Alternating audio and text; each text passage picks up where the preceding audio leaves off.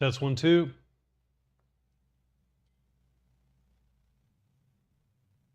Test. Check, check. Check.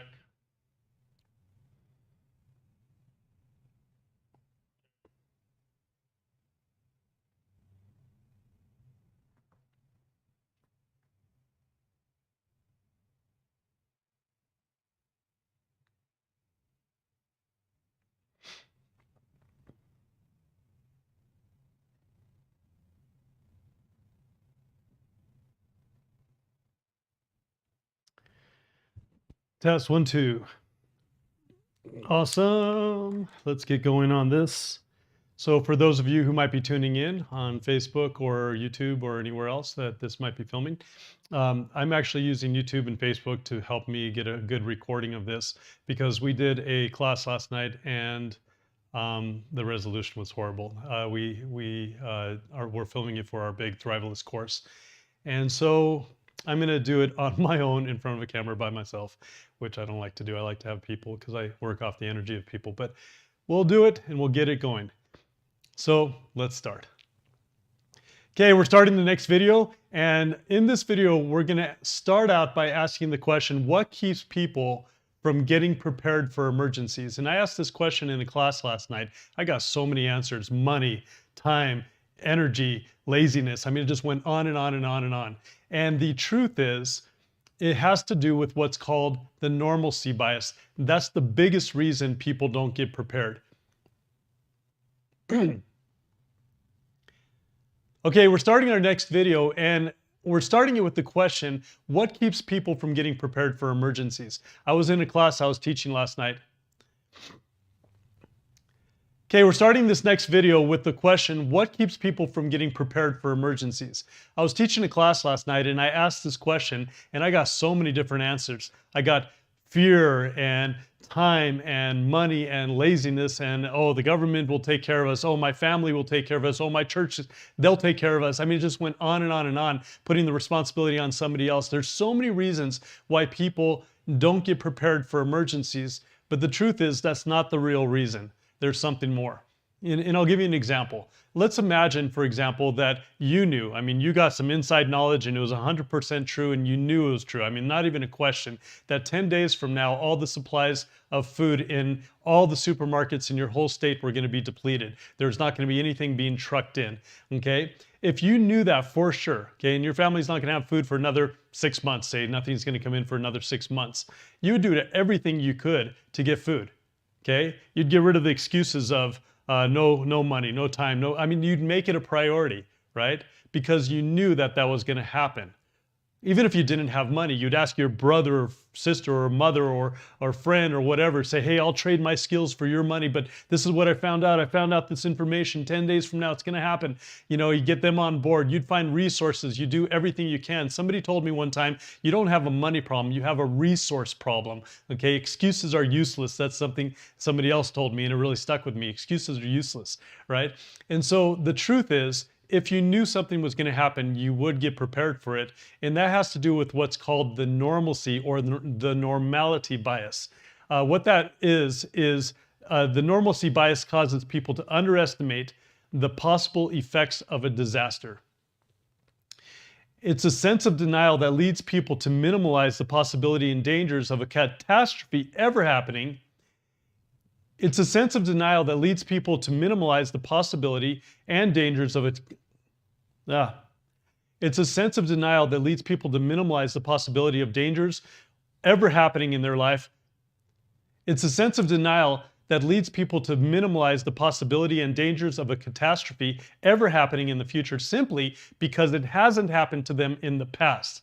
Does that make sense? It's a part of our brain that actually protects us. I mean, it's a good thing and a bad thing when it comes to emergencies, but it's a good thing because our brain, if we didn't have that little protection thing in there, we would step out of the doorway every single morning and we would cry and be paranoid and imagine that everything bad is going to happen. Some car's going to run us over, a plane's going to fall out of the air. You know, it doesn't matter what it is. Someone's going to poison the air, or every bit of water you drink, it's going to be contaminated. It doesn't matter, but your brain gets you back to reality and says, oh, don't worry about it. It hasn't happened in the past, therefore it's not going to happen in the future. That's what our brains do to us. But when it gets to being prepared for emergencies, the normalcy bias, when it comes to preparing for emergency, the normalcy bias is the bigger reason for casualties in emergencies because it actually keeps us from getting prepared. And I'm going to give you some examples. There was a survey done by Time magazine back in 2006 with Time magazine where they interviewed a bunch of people who lived in moderate to high casualty areas. There was a survey done back in 2006 with Time magazine where they interviewed a bunch of people, and they found out that 91% of the people that they interviewed lived in moderate to high casualty areas for natural disasters. The biggest two reasons that people gave for not getting prepared were, first of all, it won't happen to me, and second, if it does happen to me, it won't be that bad. Now, back early in the days of my career, 10, 12 years ago, I actually went knocking doors to find out why aren't people in Utah, the capital preparedness of the world, why aren't people getting prepared around my neighborhood? And I found out that it was a similar thing. That's not really going to happen. I'm not really worried about something happening. If it does happen, I'll figure out when it happens, and I'll be able to pull all my resources together and get it going. That's horrible thinking, by the way, because if things get that bad, you're not going to be able to run to the store faster than others most of the time and be able to get stuff last minute, okay? So you got to get out of that thinking. So I'm going to help you understand on a minute scale what the normalcy bias is and how to break free of it.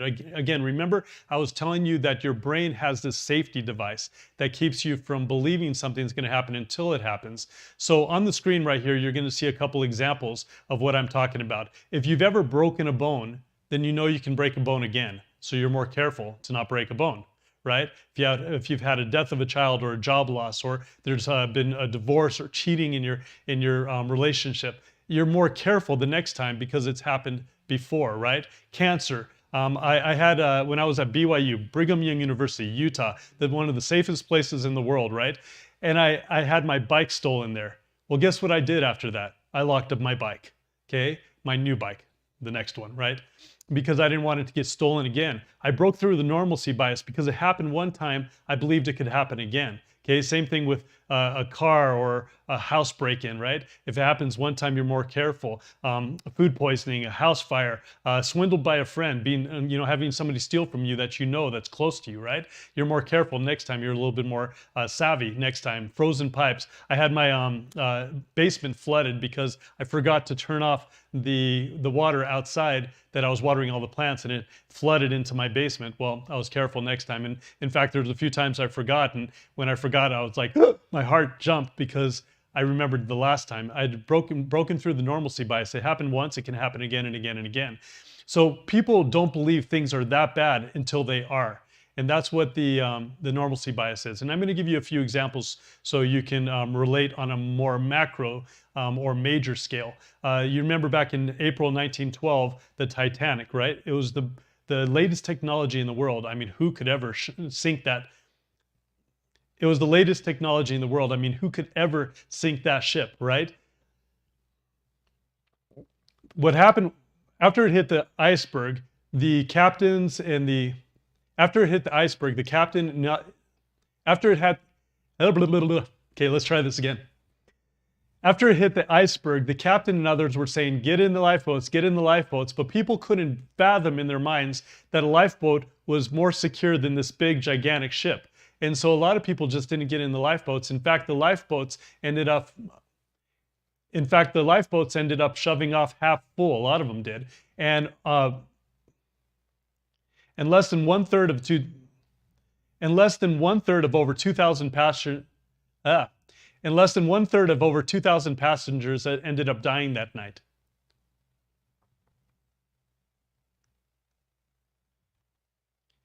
Next is Hurricane Katrina back in 2005. You remember that, it was pretty bad. The authorities were telling everybody in that area that might get flooded. They said, get out of the houses, get out of the houses, get out of the houses. And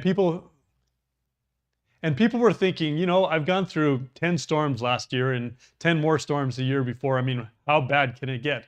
And then they kept getting warnings, get out, it's getting bad. Seriously, it's gonna break, the water's gonna come in, just get out, get out. But people couldn't believe it because it didn't happen in the past to them. So why would it ever happen in the future? That's part of the normality. That's part of the normalcy or the normality bias. And so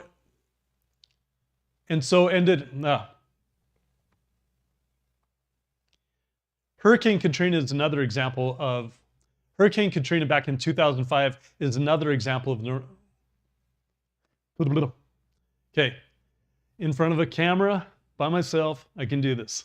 Okay, anybody online? Hi, it's Marcelo. Okay, here goes. Hurricane Katrina back in 2005 is another example of the normality bias. What happened is that a lot of the authorities were telling people, get out of the houses, get out of your houses, it's gonna flood, this area is gonna flood, and the walls are gonna break, the water's coming in, please get out, get out, get out.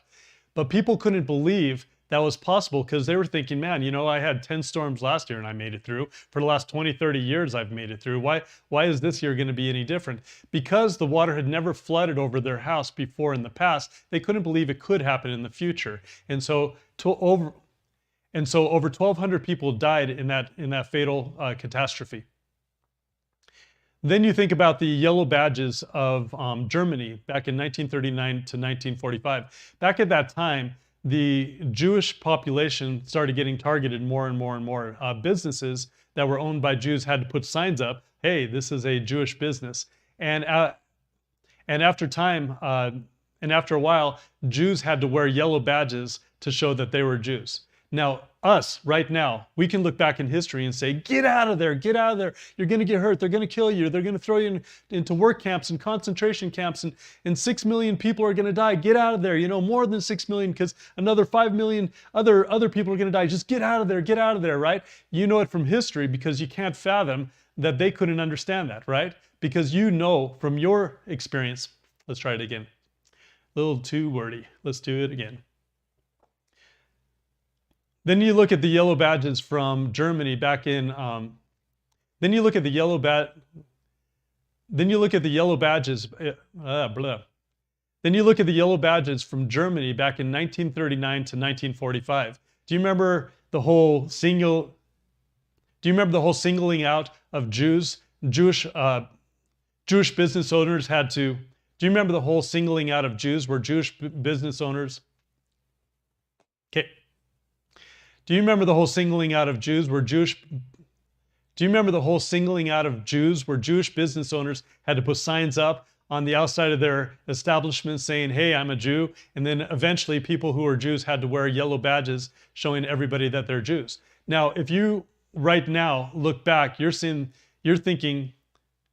now if you look back right now to them, you're thinking, get out of there as quick as you can. But if you put yourself in their place, nothing bad has ever happened.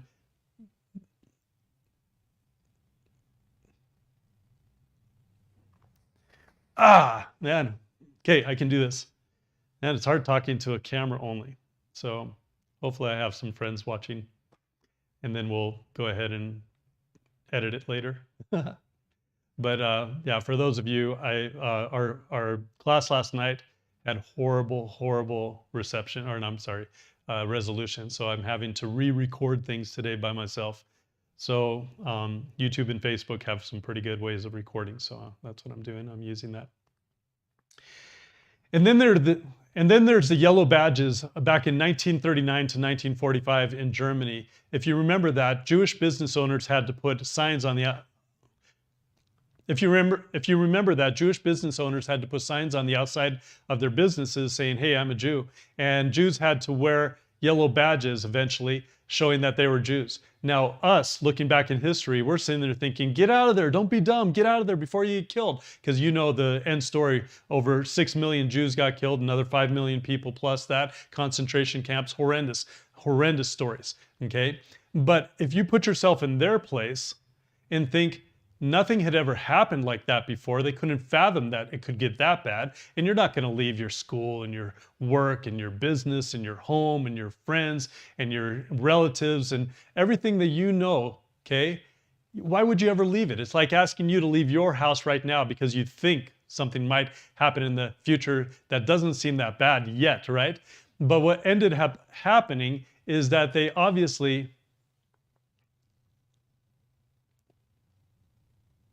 but let's make this a little bit more real right now. What if that happened to us? What if we had to put on our driver's license or on some type of electronic record where the police pulled us over and knew exactly who we were? But let's make that a little bit more real for us today, okay? What if you had to put on your driver's license that you're a Muslim or that you're a Christian, okay? Or that you're from Korea or you're from Brazil or you're from wherever, right? From China, from Russia. What if you had to put down that you took the vaccine or you didn't take the vaccine? And either way, you might get in trouble, okay? They might pull you in and put you in somewhere to separate you from everybody else, right? What if that happened to us today? How far would we go before we said, hey, this is enough? I'm getting out of here, okay? I mean, it's hard to imagine in your mind. That's the normality by it.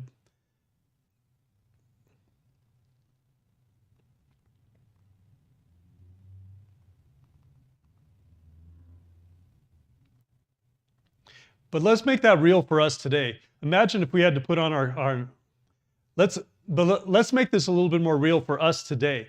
Imagine if you had to put on your driver's license that you're a Christian or you're a Muslim or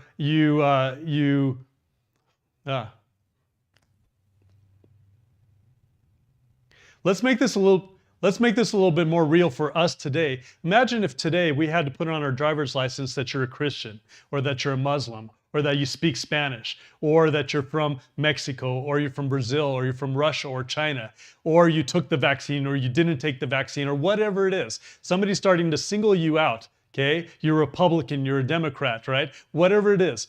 Imagine if you had to put that on your driver's license to identify yourself wherever you went so everybody knows exactly who you are. Would that make you leave the country? Would it make you leave your state, your city, whatever else? Probably not, okay? It would make you think, okay, until things get that bad. But when they get that bad, sometimes it's too late to leave. But it can happen to us. So you got to be able to break through the normality bias and think, is it possible? Is it possible? Yes, it's possible. And if you could prepare for the worst and expect the best, that's a good place to be, right in the middle somewhere after you prepare for the worst, right? And so let's go to the next one, Pearl Harbor. Nobody could imagine somebody would attack us on our soil, even if it's in the middle of the Pacific Ocean, right? Until it did. And then the Great Depression, where people got depressed, committed suicide, lost their jobs, had to make it through about 10 years of really, really tough times. In fact, when you talk to people from the Depression, okay, people who've survived the Depression, they tend to hoard things. They hoard it because it happened to them once, it can happen again. Okay? And then San Francisco earthquake of 1906 and again in 1989. People who were there in 1906, they had some pretty bad things to deal with, but by 1989, most of those people were gone and they just didn't remember and it happened again. So obviously, they prepared a little bit more after that, right? Because of the normality bias. Then who remembers 9/11? Obviously. I remember where I was. Do you remember where you were? I remember sitting inside my little apartment looking at the TV in awe that somebody hit the plane. I remember sitting in my little apartment in Provo, Utah, watching the TV as somebody. I remember sitting in my little apartment in Provo, Utah, as I watched a plane over and over on the news. I remember sitting in my little apartment in Provo, Utah, as I watched a replay. I remember sitting in my little apartment in Provo, Utah, as I watched a replay of the plane hitting the first tower over and over. And then it shocked me when a second plane hit. I mean, that was scary. But the idea that it happened once has opened up the idea that, yeah, a terrorist attack can happen in our country again. And then the Spanish flu back in 1918. Remember, back then, there was only about 1.8 billion people in the world, and about 500 million, almost, a little more than 1/4 of the people in the world actually got infected, and about 1 out of every 10 of those people died. Then you go to today. Remember 2020? Remember COVID-19? Okay. All of a sudden, people are worried, right? That was a huge wake-up call. I think it was I think it was a little bit of a warning for what's coming in the future in all reality. But that was a big wake-up call for a lot of people. But now that one pandemic has happened, people think, oh, another one can happen, and another one, and another one. So they're getting prepared for things like that. All the riots that happened back in 2020 and everything else. I'm going to share a little bit of a story where I was actually asked to speak to a church. And before I spoke to the church, I sent a survey and asked them a bunch of questions. I took that, put it in the computer, and ended up doing a simple average to find out what the answers are. And so I asked them, I asked a bunch of questions like, how many of you believe in the next 30 years that there might be an earthquake in Utah, a big earthquake that might be life-threatening? How many of you have at least a month's worth of food storage? How many of you have at least a week's worth of water, right? You should have a lot more than both of those. But how many of you have this and how many of you have that? And I just asked a ton of questions all the way through. And it was interesting because by the time I got the answers, I was like, wow, this is a church group in Utah, the Center of Preparedness, and it's a pretty wealthy group. I mean, if anyone should have food storage, if anybody should have water, if anybody should have filters, if anybody should have all this preparedness done, it's this group, okay? And when I went to speak to them, I was pretty open with them, and I had a good rapport, so I could be open with them, right? And I said straight out to them, I said, you guys barely have anything, but you have the means to do so. I have the widow's mite coming into my store, somebody who has nothing and they spend everything they have to get prepared, older women, older men, preparing for their grandkids even with everything they have to make sure that people in their family don't suffer. And you guys have the means to do that, but you haven't done it. I said, it perplexes me a little bit. I mean, you spend $10,000 on a vacation, on a cruise, right? Spend $20,000, some of you, on remodeling your kitchen, redoing your backyard, but you won't even spend $500 or $1,000 on emergency food. And I said, let me make this really easy for you. A lot of you are entrepreneurs and you think, oh, you know, I can figure it out when that time comes. I'm really resourceful, but that's not the case. So I'm going to make this really easy for you. And I asked them the questions. I said, how many believe that the dollar is going to be better value next year than it is this year? And everyone said, no, the dollar is going down in value. And I said, how many of you believe that food is going to be less expensive next year than this year? And they said, no, of course it's going up. And how many of you believe that we could go through a recession someday soon? Because we're in a pretty long stretch, or maybe even a depression. They're like, obviously, you know, we go in cycles, we're headed to something, right? And I said, okay, then let me do you a favor. Why don't you go out and go to Costco, get a bunch of short-term food storage, get your long-term food storage, get extra supplies, get all this stuff and put it away. You got 30-year shelf life on a lot of those foods, okay, on the long-term food storage. Just put it away. And I guarantee you, 10 to 20 to 30 years from now, you'll thank me for doing that. You wish you'd have bought 50 times that amount of food and everything else because of inflation, okay, alone. Maybe even a year from now, 2 years from now, who knows?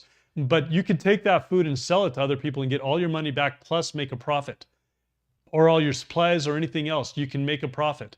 Or eat it, right? And it'll be the cheapest food you've ever bought because of inflation. And I said, just do it. If nothing happens, no catastrophes, nothing happens, you're prepared. If anything does happen and it gets really bad, you're going to thank me because you're prepared. I said, there's no downside to getting prepared. So just do it, right? Suspend your disbelief long enough just to get prepared. And then go on your vacations, then, you know, spend all your money on your TVs and everything else. In fact, I got a lot of people who sit there and say, I don't have the money, I don't have the money, I can't do this, I can't do this. But then I'll watch them spend $1,000, $2,000 on a new TV for Christmas. I'm like, you could have put that towards emergency preparedness and then did that next year, did your whole TV next year, right? Do the preparedness today and then do everything else tomorrow. So anyway, with that, I'm going to keep going on the normality bias because you need to break free of it. This section of the course is meant to get you uncomfortable a little bit. It has to, okay? Because if you don't get uncomfortable, if you don't emotionally get uncomfortable, you're not there yet. You have to imagine what's the worst thing that can happen, prepare for that, and then get back to reality and live wherever you're at. Now, one of the things that I study is I study everything out there, what could happen.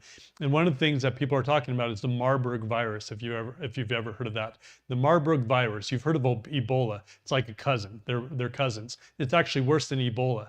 And with all the crazy people in this world, I'm surprised it hasn't happened yet, where somebody gets a dead body infected, which can, you know, carry the virus for what, 7 to 10 days or 2 weeks or something like that. Put them on a plane, put them somewhere, and it released the virus everywhere, right?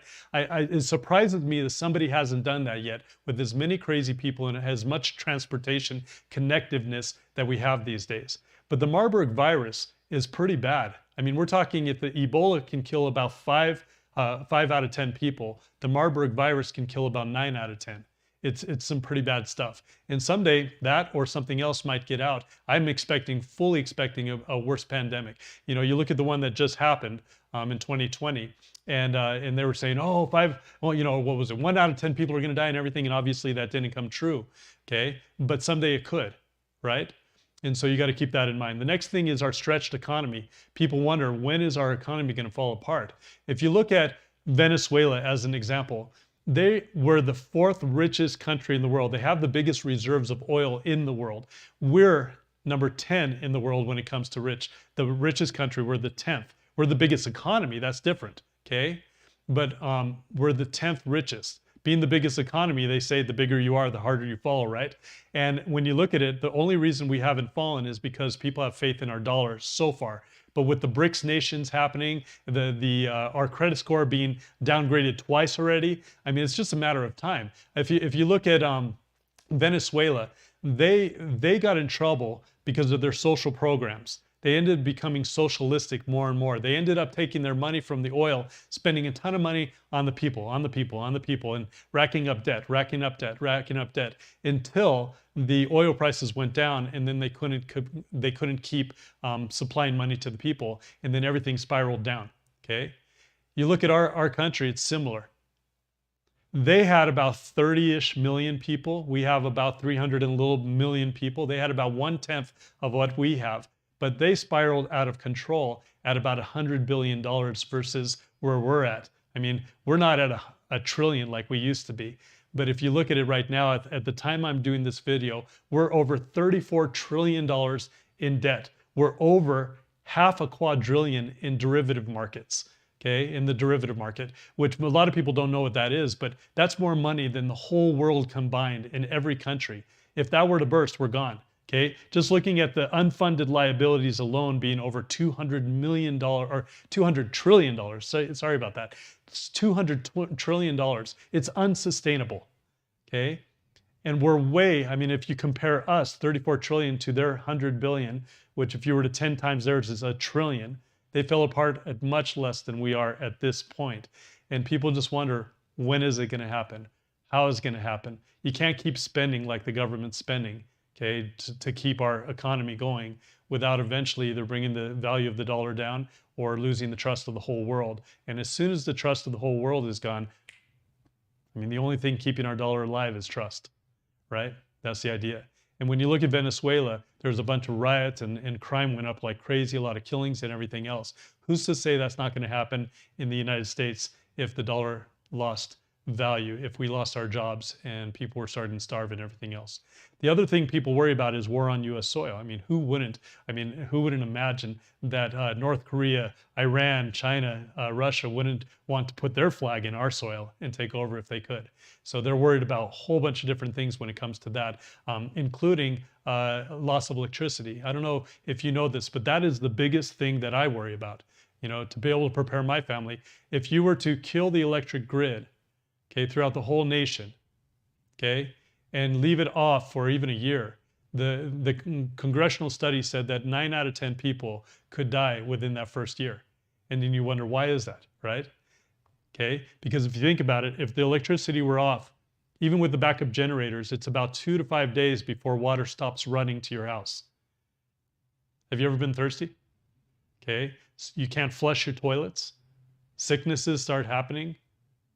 Cholera, a whole bunch of different things that happen in Haiti, right? After the big earthquake, bunch of sicknesses that kill you pretty quickly. No food production, no medicines, no CPAP running, okay? No policemen, okay? No firemen, no hospitals, okay? No gas pumping, no transportation, no food in the grocery stores. You're on your own. In all reality, you are on your own. If it hits in the middle of the winter, you're not going to be able to plant a garden. Whatever you have in your house is what you have. unless you live in a warm place. Here in Utah, it's a little bit harder, but maybe in California, Florida, Texas, and other places, you can do it. Okay, but it's going to take a while for that to grow before you can harvest it, right? And so if you think about it, the reason they said 9 out of 10 people can die is because if they don't die from starvation, they'll die from sicknesses. If they don't die from sicknesses, they'll die from lawlessness, right?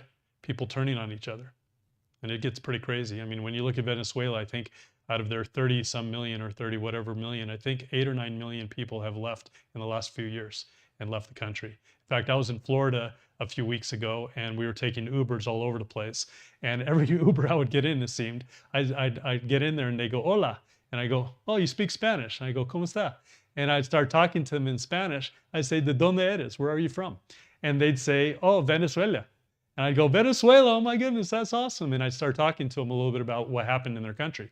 And then the next Uber, hey, where are you from? Hola, right? Venezuela. And then I'd get on the next Uber, oh, Venezuela. Next Uber, oh, Venezuela. Next Uber, oh, it was kind of funny. I went Uber, and a whole bunch of Spanish speaking and a lot of Venezuelans. And then I got an American and he goes, I told him, I go, you know, you're the first American that I've had it with my Ubers in the last week. And he says, I get that a lot. But it's interesting how many people left Venezuela because things got so bad there. Now, going back to the electric grid, there's about 4 main reasons why we might lose the electric grid. And I'll give you those so you understand them a little bit more. The first one is obviously the sun, okay, a big solar flare. If we had a big solar flare take place, a coronal mass ejection, and it hit our Earth right on, we would be in trouble, okay? The last one that hit was back in when was it? It was 1859, if I remember right. It was the Carrington event. That's what it was. Sorry about that. I went blank for a little bit. But the Carrington event back in 1859. Let me get it right. The last big one that hit the last big one that hit the United States was 1859. It's called the Carrington event, and that one was so huge that back in the day, obviously, we didn't have all the electronics we have right now. But the people who were doing the telegraph operators, they got shocked. And it took down some of the telegraph stations. In fact, because the big metal railroad ties are kind of like big antennas for electricity, there was a lot of the railroad ties underneath, the wooden ties underneath the railroad bars. What do you call them? The rails. The rails, okay. The last big one was in the last big one that happened in the United States was in, okay. The last big one that happened in the United States was in 1850. The last big one that happened in the United States was in 1859. It's called the Carrington event. It actually happened all over the world, but they talk about it in the United States as a Carrington event. Now, back in the day, there wasn't all the electronics that we have like we have today, right? And back in the day, they had telegraphs, and they talked about how telegraph operators got shocked and telegraph stations ended up getting burned down and broken and exploding and everything else. Now, the railroad ties under the railroads, right, those wooden ties even caught fire because of the metal railroads carrying electricity across them. And there were some stories about people being able to see the aurora lights all the way to the equator. People in New York and the East Coast reading newspapers in the middle of the night because the light was so bright. And one of the funny ones, being here in Utah, is I was reading a story about how some of the gold miners ended up thinking it was morning because it was so bright. So they got up in the middle of the night and started cooking breakfast. And I thought that was hilarious because they didn't know that it was actually a big solar flare that was hitting our country at the time. But if that were to happen today and it knocked out the power transformers, the large power transformers around the United States, we'd be knocked out of power for at least a year. Probably closer to 2 years. Each of the substations, there's 22,000 or so substations in the United States. If those get knocked out, you're not putting them up anytime soon. When they have the large power transformers, those are made for each substation specifically. So they have to be made, and it takes about a year to make each one of those. So they're custom made for that substation. So if that were to go out, we're just without electricity for a long time. Now, that's one of the ways it can take it out is with a solar flare. But there are 3 other ways that it can be taken out. No, another one is an EMP attack Another one is an EMP attack like a high altitude. Another one is an EMP attack like a high altitude explode. Another one is an EMP attack like a high altitude. Toad? There's toads in here? Hold on. Another one is a high altitude EMP attack or electric magnetic. Another way that the electricity can go out another way that the electricity can go out is an EMP attack. That's a high altitude magnetic. Man, I'm getting tired of talking. Woo! Okay, let's keep going. I can do this.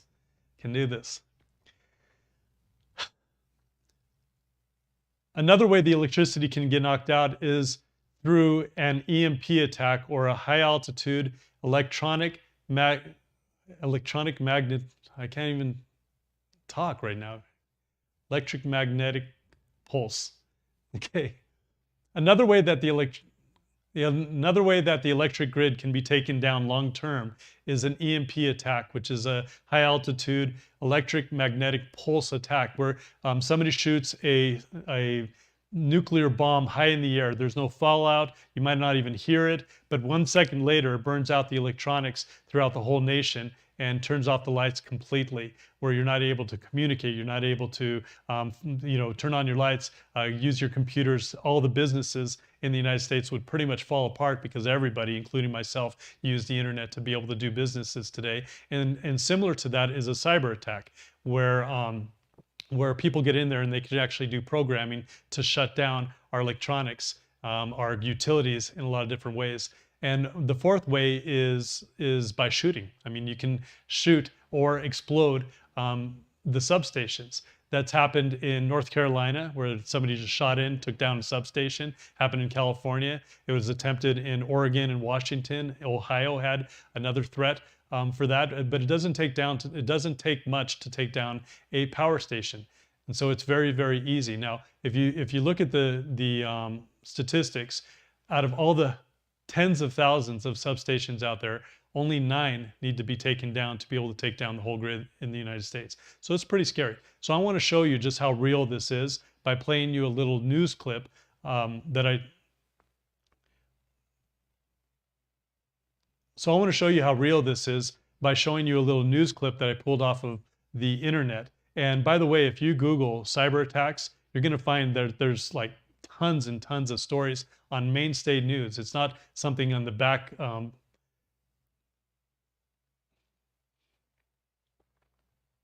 So I'm going to play you a little clip to show you how. I'm going to play you a little clip to show you how possible it is to take down our power grid. Right now, if you Google cyber attack, you're going to see a whole bunch of mainstay news like ABC, CBS, CNN, a whole bunch of different mainstay news talking about cyber attacks and how real they are. And I'm just going to show you 2 of them that I pulled down.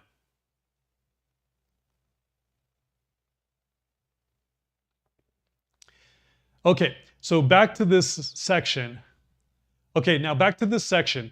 This section is meant to get you uncomfortable. If you didn't okay, back to this section. This section is meant to get you a little bit uncomfortable. It's meant to get you thinking of the possibilities. It's meant to help you break through the normality bias. And if you're not there yet, you need to do a little bit more work. You need to maybe do a little bit more studying. Pick one of the topics I talked about and just go a little bit deeper. Just find out a little bit more about it. Once you start learning more about it, you start breaking through the normality bias even more. So if you're not uncomfortable yet, get uncomfortable, because if you don't, you won't prepare the right way in the rest of the course. So let's keep going. The next video we're going to give an example from a guy who lived through Hurricane Sandy. Yeah, it's not an EMP attack. It's not all that. It's a natural disaster. But we can learn a ton from this guy. So let's get to that, and I'll see you on the next video.